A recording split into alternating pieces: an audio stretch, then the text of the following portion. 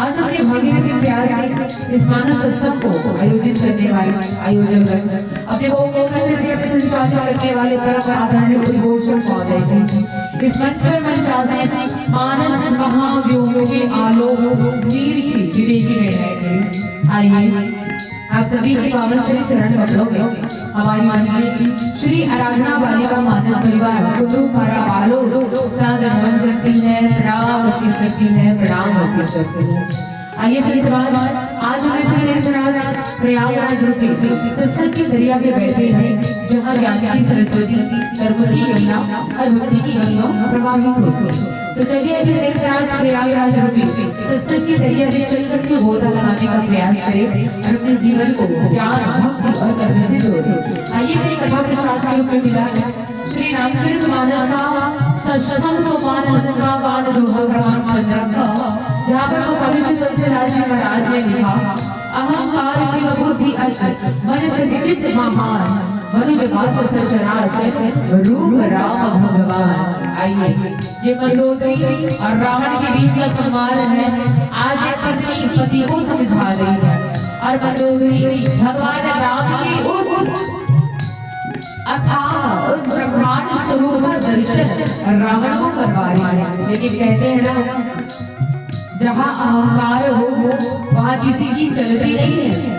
रावण के मन में अहंकार आ गया, अहंकार के बीच उत्पन्न हो गया है और ये बीज पौधा बनने जा रहा है।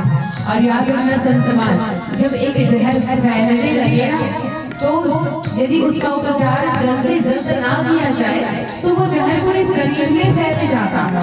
तो वैसे ही ये अहंकार रूपी जहर आज रावण के पूरे शरीर में फैल गया है। लाख उपाय करने के बाद भी रावण का जहर बाहर नहीं निकल रहा है। तो आइए, ये वही पावन कथा प्रसंग है। आज मंदोदरी के द्वारा भगवान राम के स्वरूप को रावण को बताया जाएगा, भगवान राम के गुणानुवाद को रावण को बताया जाएगा। तो आइए, ये पावन कथा प्रसंग सुंदर से भजन के पश्चात आप सभी के बीच में रखने का प्रयास करूँ।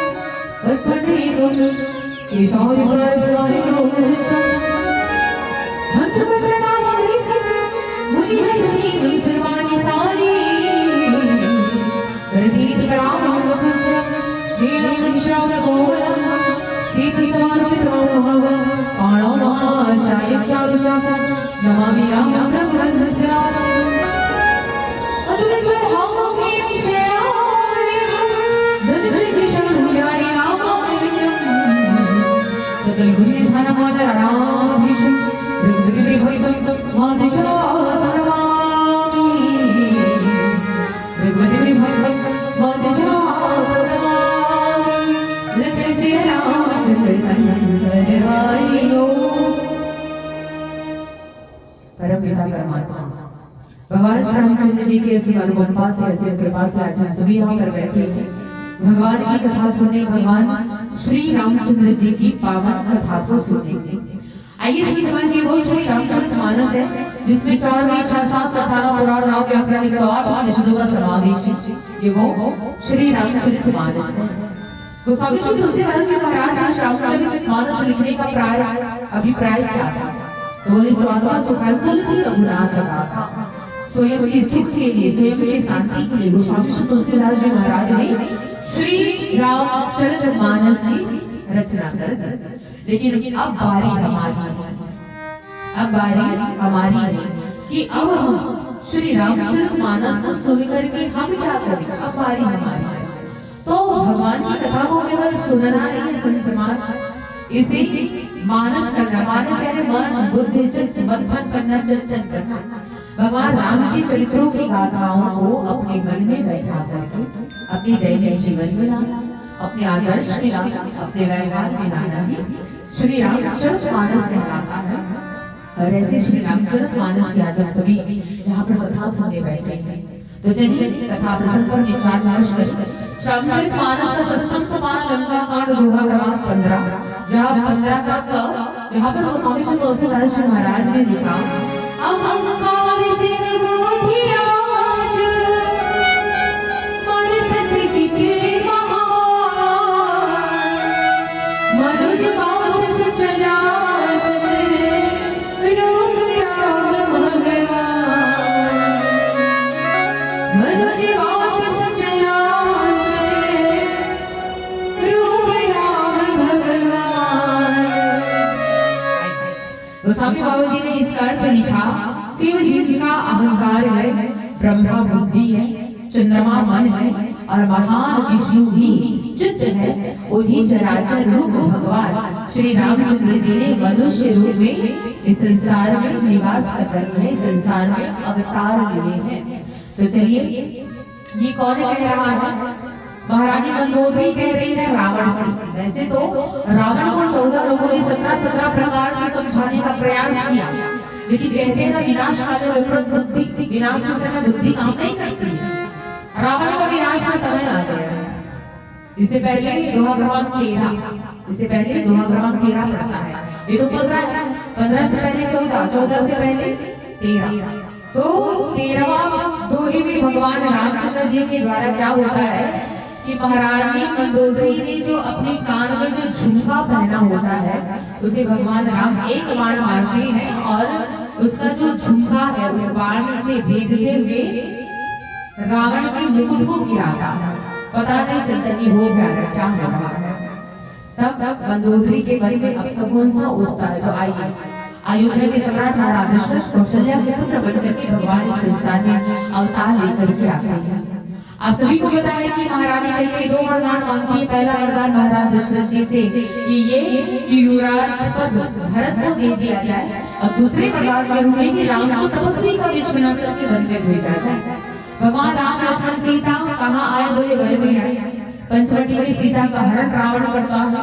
राम लक्ष्मण जी के द्वारा माता सीता जी की खोज होती है। किसके सामने? सुग्रीव से मित्रता होती है। सुग्रीव के द्वारा हनुमान जी के द्वारा पता लगाया जाता है कि माता सीता कहाँ है। अब माता सीता जी का पता तो चल गया। अब बात यहाँ पर ये आई कि 100 योजन 4 समुद्र को पार कैसे किया जाए। तो जिस राम का नाम लेकर के लोग सिंधु भवसागर अपार हो जाते हैं भवसागर पार कर लेते, क्या उस राम नाम के द्वारा 100 समुद्र पार नहीं किया जा सकता था क्या? बिल्कुल किया जा सकता था। राम सेतु का निर्माण किया जाता है। राम सेतु के निर्माण के पश्चात भगवान राम पूरी वानर दल सेना समेत कहाँ पहुंचे? बोले सुबेर पर्वत पर है भगवान। सुबेर पर्वत पर जब भगवान होते हैं तो इधर रावण क्या करता है? इधर रावण क्या करता है? नृत्य गान कर रहा है, नाच देख रहा है, सुंदर सभा लगी हुई है, नाच गान हो रहा है, शोर शराबा हो रहा है। भगवान सुबेर पर्वत पर बैठ करके देख रहे कि हो क्या है, चल क्या रहा है। बिजलियां चमक रही है, गर्जना हो रही है, बड़ी शोर सुनाई दे रही, बड़ी जोर की ध्वनि सुनाई दे रही है। वो क्या है? मुझे लगता है कि वर्षा होने वाली है। विभीषण कहते हैं कि नहीं महाराज, ये कोई वर्षा नहीं है, ये कोई गर्जना नहीं है। ये रावण दशरथ रावण अपनी महल पर क्या कर रहा है? नाच गान कर रहा है, नाच गान देख रहा है, नृत्य देख रहा है। सभा लगी हुई है और उसी सभा में माता मंदोदरी मेरी भाभी जो अपने कान में जो झुमका पहनती है, वो झुमके की चमक इतनी ज्यादा है कि वो आसमान में बिजली के समान लग रही है। तो ये कोई असली का बिजली नहीं है, ये रावण की हंसने की आवाज है जो ध्वनि सुनाई दे रही है। ये अहंकार के वशीभूत होकर के रावण ये बताना चाह रहा है कि मेरे अंदर कितना बल है, मेरे अंदर कितना पराक्रम है। ये रावण भगवान को दिखाना चाहता है। जैसे विभीषण के वचनों को सुनते भगवान राम क्या करते? धनुष लेते हैं, धनुष में बाण संधान करते हैं और रावण के अहंकार को तोड़ने के लिए राम जी क्या करते हैं? धनुष छोड़ते। जब वो धनुष छोड़ता है तब जाकर के मंदोदरी के एक कान का झुमका गिरता है और रावण ने जो सर पर मुकुट धारण किया है वो मुकुट धरती पर आकर के गिरता है। सभा में जितने लोग उपस्थित रहते सारे लोग भयभीत हो जाते हैं, क्या हो रहा है? कुछ समझ में नहीं आया। अचानक से ये हुआ, पल भर में ये सब हुआ। तब रावण का मुकुट धड़ाम से नीचे आकर के गिरा, पता ही नहीं चलता, किसी ने देखा ही नहीं कि कब बाण आकर के रावण के सर में जो मुकुट रहता है वो मुकुट को गिरा देता है, छत्र मुकुट को गिरा देता, पता नहीं चलता। सारे लोग डर जाते हैं, कहने लगते हैं कि ये कैसा अपशगुन था, पता ही नहीं चला। ये कौन है जिसने अपशगुन किया, पता नहीं चला। लेकिन मंदोदरी को समझ में आ जाता है कि जरूर ये भगवान राम का प्रताप है, उनके बाणों के द्वारा ही मेरे स्वामी मेरे पति का छत्र मुकुट नीचे गिर गया है। जब ये बात मंदोदरी के मन में आती है, अपशगुन सा लगता है उसे। रावण सबको कहता है, अरे मूर्ख पागल हो गया तुम, अरे हमने पूरी 14 घोड़ों को जीता है और ये मुकुट गिर गया, उसे अपशगुन मानते हैं। कोई अपशगुन नहीं है। नृत्य गान चालू करो, हम अपना जो सभा लगी है उसमें हम आनंद ले रहे थे, इस आनंद को फिर से चालू करो, इस मजे को फिर से चालू करो। अब मंदोदरी के मन में ये डर सा समा गया है कि ये हमें संकेत मिल रहा है कि अब जल्द से जल्द इस निशाचर समाज का विनाश होने वाला है। तो जैसे ही रावण अपने महल में आता है, मंदोदरी रावण के चरणों को पकड़ लेती है, कहती है कि स्वामी मुझे लगता है कि ये आपका जो सर में जो मुकुट था जो जमीन पर गिरा, ये कोई ऐसा वैसा संकेत नहीं था, ये बहुत बड़ा संकेत था। मुझे लगता है कि प्रभु राम जो है हमें संकेत दे रहे हैं कि अभी भी समय है, समझ जाओ रावण, अभी भी समय है, समझ जाओ रावण की उसकी पत्नी को तुम्हें वापस करना होगा। रावण कहता है, कैसी बातें कर रही हो, मेरे सामने श्री राम के गुणों का गान करती हो। आइए मंदोदरी अब भगवान राम के उस स्वरूप का वर्णन करने वाली है जिस स्वरूप में भगवान इस संसार में मनुष्य रूप अवतार लेकर के आए हैं। भगवान का अवतार, भगवान का प्राकट्य, भगवान का जन्म तीनों ही इस संसार में हुआ है। तो आइए मंदोदरी कहने लगती है कि आप जिस राम को राम समझने की भूल कर रहे हो, आप जिस राम को मनुष्य समझने की भूल कर रहे हो, वो कोई ऐसा वैसा मानव नहीं है, वो परमात्मा राम है। उसके बारे में मैंने सुना है, उस राम के बाण में वो प्रताप है कि वो अमोघ बाण छोड़ती है। अमोघ बाण का मतलब, अमोघ बाण का मतलब ये होता है कि भगवान ने केवल एक बाण छोड़ा है, लेकिन उस एक बाण के पीछे वो एक बाण हजारों बाणों में परिवर्तित हो जाती है। ऐसे अमोघ बाण को छोड़ने वाला वो राम है। ये वो राम नाम है करुणा सुख सागर समुद्र आगर जय गावे श्री संता। ये वो राम है जो करुणा की सागर है। मैंने सुना है इस राम नाम को लेकर के लोग भव सागर से पार हो जाते हैं। जिनका वेद शास्त्र जेठी नेति कह करके गान गाता है, ये वो परमात्मा राम है। स्वामी संभल जाइए।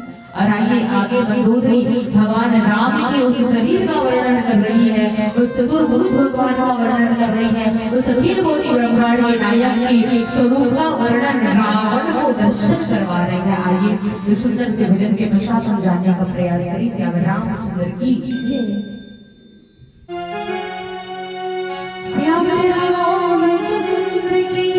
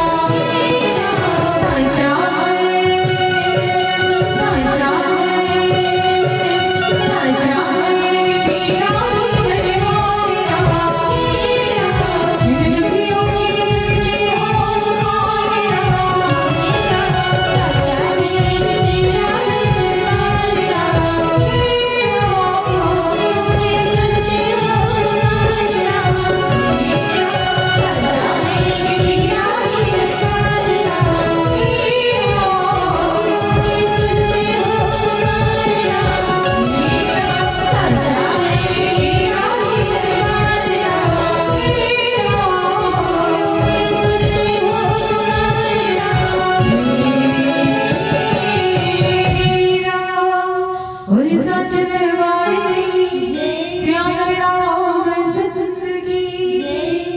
और इस समान मंदोदरी कहने लगती है अहंकार स्वबुद्धि अजमन सचित महान मनुजवास सचराचर रूप राम भगवान। मंदोदरी कहने लगती है कि शिव जी जिसका अहंकार है, आप सभी को पता है क्या, स्वयं भगवान राम ने कहा है कि शत्रु प्रेम की शिव द्रोही ममदास तेल कर ये कल्पवरी घोर नरक होगा। भगवान राम के इष्ट देव कौन है? भगवान शंकर। और याद रखना आपका जो कभी भी होता है आप उस पर बड़ा अभिमान करते हो कि ये तो मेरा अपना है, ये तो मेरा अपना है, यदि ये मेरे साथ है तो संसार की कोई ताकत मुझे हिला नहीं सकती। वैसे ही भगवान राम का अहंकार कौन है? बोले शंकर जी। और भगवान शंकर कौन है? शिव कौन है? शिव कौन है? तो बोले इस आत्म तत्व का नाम ही, इस शिव तत्व का नाम ही शिव है। और इस शिव तत्व में जो अहंकार को रचना है, समझ जाना कि राम उसके जीवन में है। तो राम का अहंकार किसे कहा गया? बोले भगवान शंकर को। रावण भी भगवान शंकर को मानने वाला था, लेकिन रावण स्वयं अपने आप में अभिमानी था। रावण स्वयं अपने आप में इतना अहंकार करता था कि अहंकार के वशीभूत होकर के वो भगवान शंकर की पूजा करता था। वो स्वयं अपने आप को अहंकार मानता था। कौन? रावण। लेकिन भगवान राम का अहंकार किसे कहा गया? तो भगवान राम का अहंकार शिव को कहा गया। इसीलिए तो जब भगवान को समुद्र पार लगाना था तो उस रमणीय वातावरण पर, दक्षिण दिशा पर रमणीय वातावरण पर भगवान राम ने संकल्प कर लिया। क्या संकल्प किया? कि कर हो इहासको स्थापना, कि आज इस रमणीय वातावरण पर मैं भगवान शंकर की स्थापना करूंगा। क्यों? क्योंकि ये मेरा अभिमान है। तो भगवान राम का अभिमान किसे कहा? बोले शिव को कहा गया। शिव जिसका अहंकार है। अच्छा, कल्पना दोनों ने की थी, रावण ने भी कल्पना की थी और भगवान राम ने भी कल्पना की थी। लेकिन भगवान राम ने संकल्प किया था और रावण ने भी कल्पना की थी। दोनों का कल्पना था, दोनों का संकल्प था, लेकिन अंतर क्या रह गया कि रावण ने केवल कल्पना यही की थी कि बस तपस्वी राम को मार करके रहूंगा, तपस्वी राम पर विजय प्राप्त करूंगा, ये उसने मन में विचार किया था। लेकिन उसका विचार पूर्ण नहीं हो पाया, पूर्ण नहीं हो पाया। और भगवान राम ने भी संकल्प लिया था। क्या संकल्प लिया था? मन में ये विचार किया कि इस स्थान पर मैं शंभु की स्थापना करूंगा, भगवान शंकर की स्थापना करूंगा। तो कहने का मतलब ये है कि हम अपने मन में जो भी कल्पना कर रहे हैं उस कल्पना को यदि हम वास्तविक दृष्टि से संसार पर करें, वास्तविक रूप में संसार पर उस कार्य को पूर्ण करें, तो वो संकल्प कहलाता है।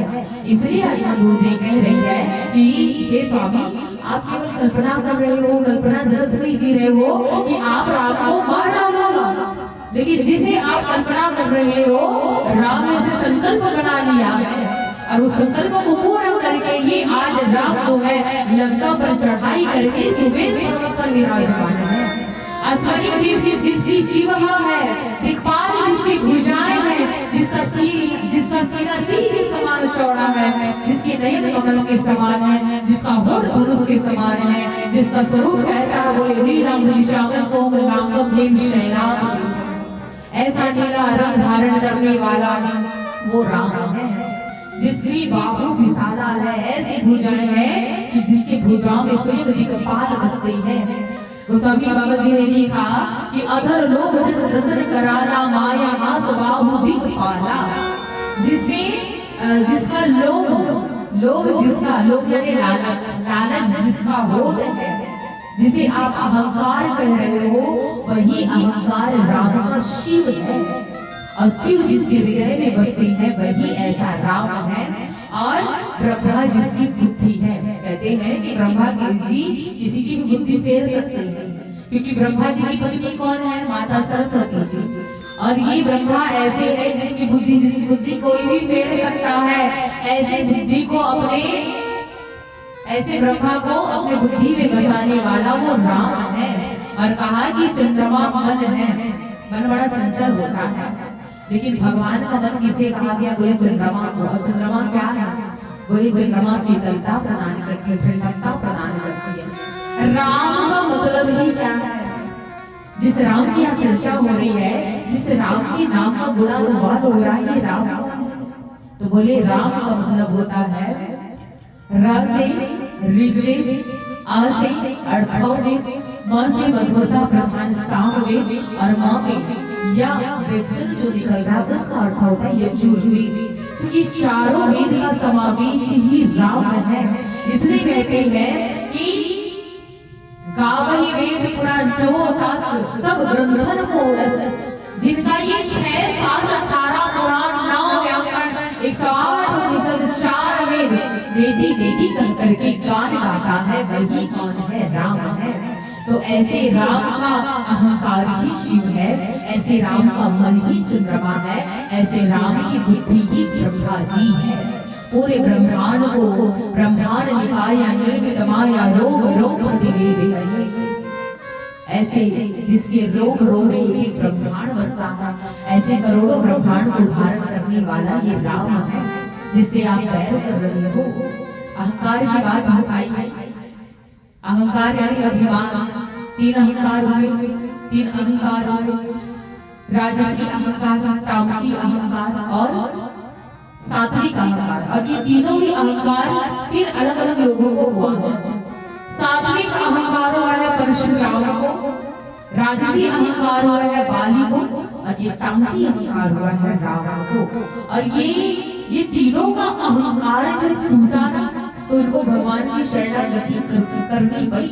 इसलिए कहते हैं कि कोई मनुष्य अपने मन में कितना भी अभिमानी क्यों ना हो जाए, कितना भी अहंकारी क्यों ना हो जाए, लेकिन जब उसका अभिमान टूटता है, उसका अहंकार टूटता है, तो उसे भगवान की शरणागति करनी पड़ती है। परशुराम को भी बड़ा अहंकार था, बड़ा अहंकार था कि किसने भगवान शंकर के धनुष को तोड़ा, मेरे सामने आ जाओ, कुल्हाड़ी देख रहे हो, इसी कुल्हाड़ी से उसके सर को धड़ से अलग करूंगा। बड़ा चैलेंज करता है परशुराम। लेकिन जैसे भगवान राम उसके सामने आकर के खड़े होते हैं, परशुराम के उस सात्विक अहंकार को भगवान नष्ट करते हैं। ऐसे अहंकार को अपने अंदर धारण करने वाले ये राम। बाली का कितना अहंकार था कि भगवान समदर्शी भाव प्रकट करेंगे, जो माही मोही कदाचित, तब मैं सनातन हो जाऊंगा। यदि मैं भगवान के हाथों मरा भी जाऊंगा तो मैं सनातन हो जाऊंगा। वाली को भी बड़ा अहंकार था, समदर्शी भाव प्रकट करेंगे भगवान। बिल्कुल भगवान ने समदर्शी भाव प्रकट किया, बाली के अहंकार को तोड़ा। जब बाली का अहंकार टूटा तो बाली अपनी अंतिम सांस में भगवान के राम रूप का दर्शन करता है। सरसी जलोचन बाहु विशाचा जटामूट से उर्वर वाला, ऐसे ही तपस्वी राम के दर्शन करता है बाली। तब जाकर के बाली का राजसी अहंकार टूटता है।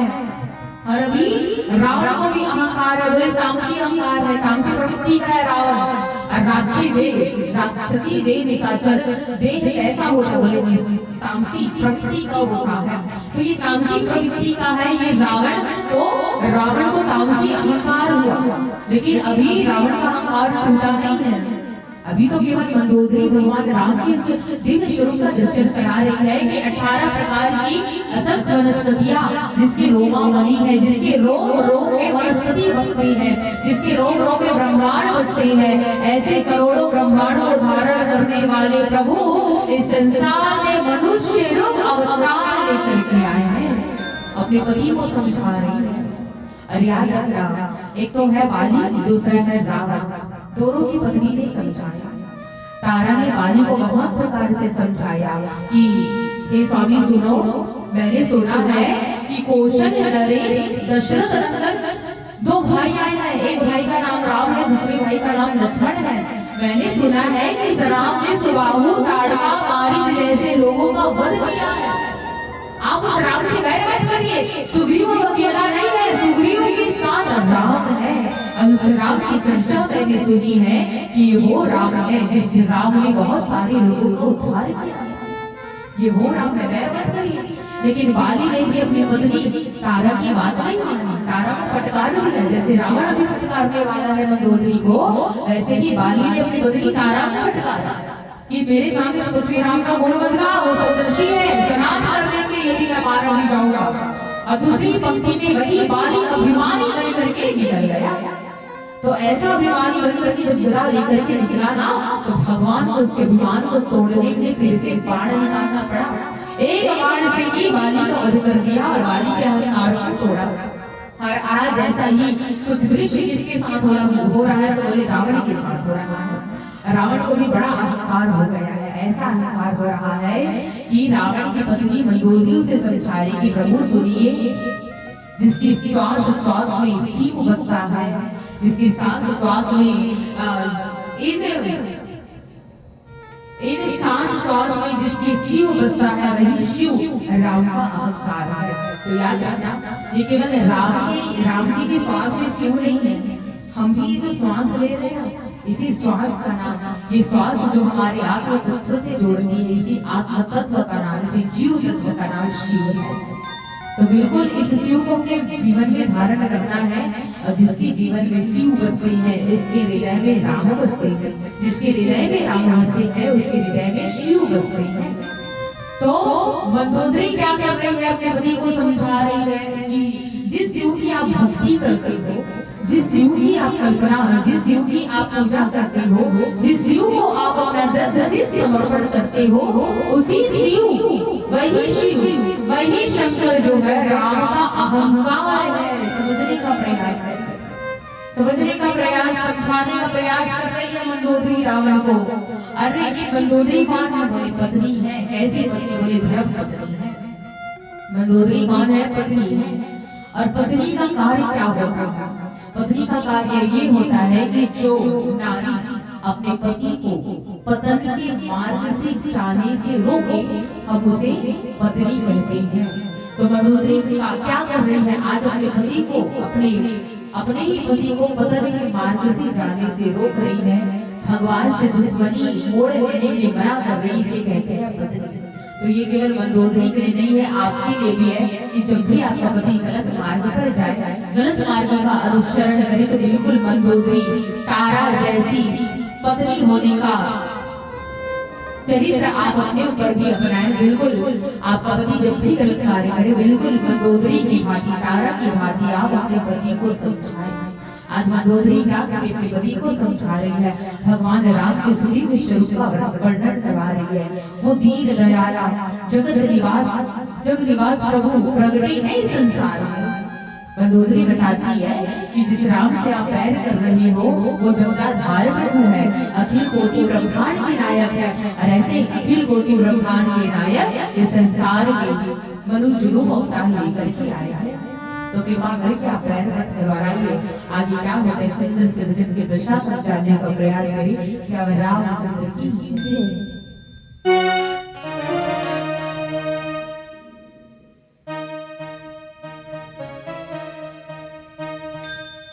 श्याम रामचंद्र की जय।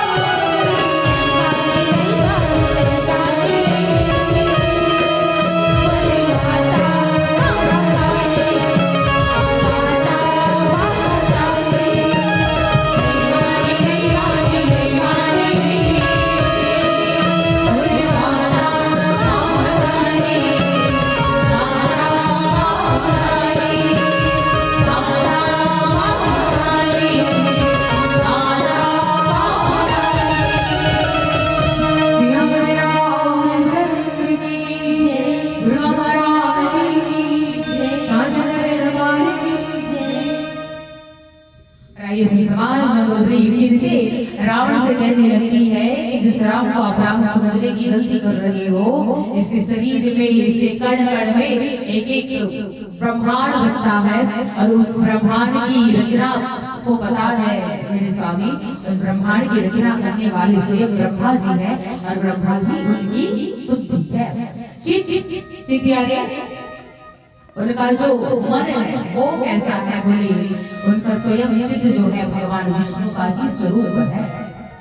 और भगवान का शरीर कैसा बोले, भगवान का शरीर कैसा, निज इच्छा निर्मित तनु माया मुझको पार।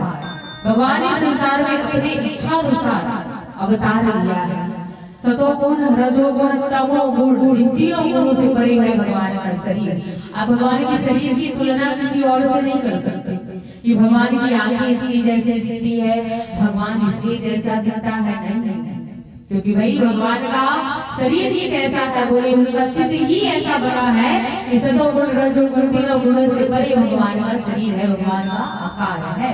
और ऐसे पूरी संपूर्ण ब्रह्मांड को अपने शरीर में बसाने वाले, असंख्य ब्रह्मांड को बसाने वाले ऐसे परमात्मा राम इस संसार में मनुष्य रूप में ही इस संसार में निवास कर रहे हैं।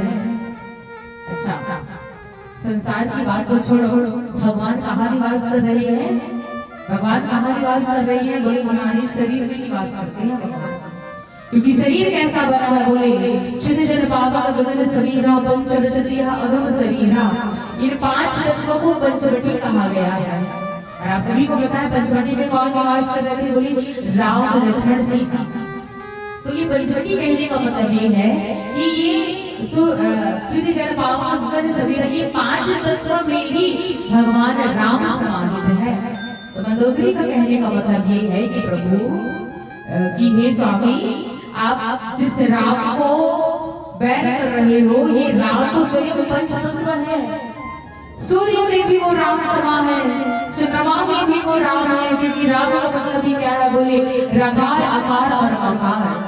र से रकार यानी सूर्य, आ से अग्नि, आकार यानी अग्नि, अग्नि का मतलब होता है अग्नि यानी ज्वाला, और म से मकार, मकार यानी चंद्रमा। तो कहने का मतलब ये है कि भगवान का जो स्वरूप है, भगवान का जो नाम है, वो सूर्य चंद्रमा अग्नि से मिलकर के बना हुआ है। सूर्य का कार्य क्या होता है कि वो अंधकार को हटा करके पूरी जगत में प्रकाश देता है, तब जाकर के इस अंधकार का विनाश होता है। तो वैसे ही राम सूर्य के समान है। जिसके जीवन में राम होता है ना, उसका अहंकार रूपी अंधकार दूर हो जाता है और प्रकाश रूपी ज्ञान विद्यमान हो जाता है। ऐसा है कि सूर्य के समान राम। और दूसरा बात क्या है बोले, अग्नि। अग्नि का कार्य क्या होता है बोले, अग्नि का कार्य जलाना होता है। तो कहने का मतलब ये है समाज की हमारे शरीर में जितने दुर्विकार है, दुर्गुण है, गंदे विचार है, इन विचारों को राम जो है अग्नि बनकर के जलाने का कार्य करती है। राम का नाम जो है जलाने का कार्य करती है। तो ये राम में भी कौन समाहित है बोले, अग्नि समाहित है। तो बिल्कुल इस राम, बिल्कुल ये अग्नि का कार्य क्या है बोले, दुर्गुण, काम, क्रोध, मद, लोभ, इन दुर्विकार को जलाना ही राम का काम है। और मां से मकार, मकार यानी क्या होता है बोले, चंद्रमा। चंद्रमा का काम क्या होता है बोले, शीतलता प्रदान करना, ठंडकता प्रदान करना। तो हमको जो क्रोध आता है, जब भी क्रोध आए ना, तो बिल्कुल एक बार राम का दर्शन कर लीजिए, आंखें बंद करिए, बिल्कुल एक बार राम का दर्शन कर लीजिए। इन नेत्रों में जो राम का दर्शन होगा, यही चंद्रमा है। और जिस मन में आपने चंद्रमा, जिस मन में आपने राम को देखा है, इसी राम का नाम ही चंद्रमा है। चंद्रमा हमको शीतलता प्रदान करती है। तो इस प्रकार से मंदोदरी रावण को बताती है कि जिससे आप बैर कर रहे हो वो कोई और नहीं, अरे उसकी अग्नि उसका मुख ही अग्नि है, वरुण जीव है, उत्पत्ति पालन और प्रलय जिनकी चेष्टा है, जिनकी क्रिया है, जिनके मर्जी के बिना एक पत्ता नहीं हिलता, जिसकी मर्जी के बिना कोई मनुष्य चल नहीं सकता, सांस नहीं ले सकता, ये वो राम है। ऐसे राम के स्वरूप को जानिए, पहचानिए। यमराज जिसके कांत है, यमराज जिसका नाम सुनकर के स्वयं कांप जाता है। ऐसे अखिल कोटि ब्रह्मांड के नायक जगदाधार प्रभु वो राम इस संसार में मनुष्य रूप अवतार लेकर के आए हैं। तो बिल्कुल इस राम को आप पहचानिए स्वामी। मेरा तो काम था आपको समझाना, बाकी मैं ये चाहती हूँ, दोनों हाथ जोड़ करके आपसे विनती करती हूँ कि आप आप इस अहंकार को त्यागे और अहंकार का त्याग करके राम को भजिए। बिल्कुल वो करनाल के सागर है, आपको क्षमा करेंगे। अब आप उसकी पत्नी को वापस कर दीजिए, क्योंकि ये जो संकेत लिया है राम ने अपने बाण के द्वारा, ये कोई ऐसा वैसा बाण नहीं है। ये हमारे अहंकार को तोड़ने के लिए वो बाण चलाया है उस राम ने। तो उस राम को पहचानिए, उसके स्वरूप को पहचानिए। पूरा वेद शास्त्र पूरे राम में बसता है। ये यही राम क्या है, बोले ब्रह्मांड, जिस पूरा ब्रह्मांड जिसकी हृदय में वास करता है, जिसके रोग रोग में वास करता है, ऐसे राम को आप पहचानिए और राम की शरणागति कर दीजिए। और रावण जब मंदोदरी की बात को सुनता है हंसने लगता है, इतना हंसता है, इतना हंसता है, मानो मंदोदरी से मजाक कर रही हो, इतना हंसता है। और आइए अभिमानी व्यक्ति के सामने आते, कितनी भी ज्ञान की बातें कर लो, कितनी भी बड़ी बड़ी बातें कर लो, अभिमानी व्यक्ति वही करते हैं जो उनको अच्छा लगता है। जब किसी के मन में अहंकार होने का ज्ञान नहीं होता, जब किसी के मन में अहंकार होने का ज्ञान नहीं होता है, तो उसे सामने वाले की बात सुहाती नहीं है। तो रावण को अहंकार हो गया है, जिसके कारण से उसे मंदोदरी की बात सुहा नहीं रही है, अच्छी नहीं लग रही है। तो यही था ये पावन कथा प्रसंग कि महारानी मंदोदरी के द्वारा रावण को भगवान राम के उस दिव्य स्वरूप का दर्शन करवाना, उस राम के गुणानुवाद का गान करना, यही था ये पावन कथा प्रसंग। तो आइए सुंदर सा भजन तत्पश्चात आप सभी से साथ करके जाइए। श्याम रामचंद्र की जय। पाए